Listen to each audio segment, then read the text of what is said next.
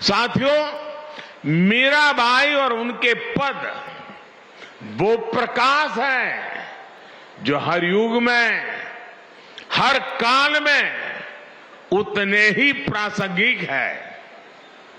अगर हम आज वर्तमान काल की चुनौतियों को देखेंगे तो मीराबाई हमें रूढ़ियों से मुक्त होकर अपने मूल्यों से जुड़े रहने की सीख देती है। मीराबाई कहती हैं, मीरा के प्रभु सदा सहाई, राखे विघन हटाए, भजन भाव में मस्त डोलती, गिरधर पै बलि जाए। उनकी भक्ति में सरलता है पर दृढ़ता भी है।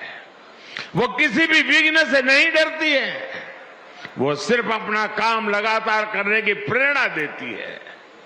मेरे परिवारजनों, आज के इस अवसर पर मैं भारत भूमि की एक और विशेषता का जरूर जिक्र करना चाहता हूं। ये भारत भूमि की अद्भुत क्षमता है कि जब जब उसकी चेतना पर प्रहार हुआ, जब जब उसकी चेतना कमजोर पड़ी, देश के किसी न किसी कोने में एक जागृत ऊर्जा पुंज ने भारत को दिशा दिखाने का लिए संकल्प भी लिया, पुरुषार्थ भी किया। और इस पुण्य कार्य के लिए कोई योद्धा बना तो कोई संत बना।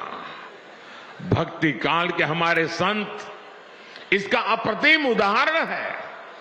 उन्होंने वैराग्य और विरक्ति के प्रतिमान गढ़े और साथ ही हमारे भारत को भी गढ़ा।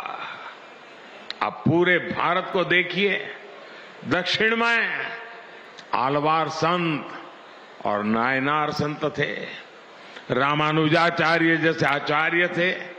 उत्तर भारत में तुलसीदास, कबीरदास, रविदास और सूरदास जैसे संत हुए। पंजाब में गुरु नानक देव हुए। पूरब में बंगाल के चैतन्य महाप्रभु जैसे संतों का प्रकाश तो आज पूरी दुनिया में फैल रहा है। पश्चिम में भी गुजरात में नरसिंह मेहता, महाराष्ट्र में तुकाराम और नामदास जैसे संत हुए।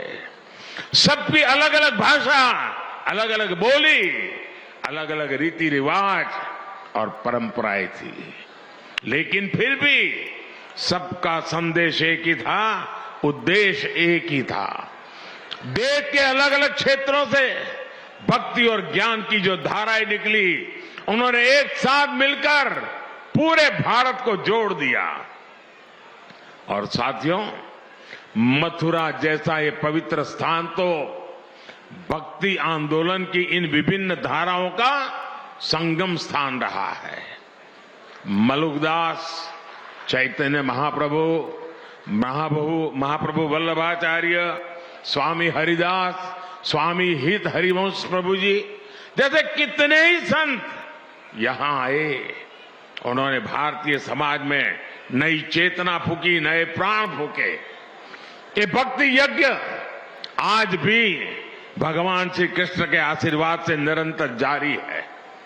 मेरे परिवारजनों, व्रत के बारे में हमारे संतों ने कहा है, वृंदावन सो वन नहीं, नंद गांव सा गांव, बंसी वट सो वट नहीं, कृष्ण नाम सो गांव।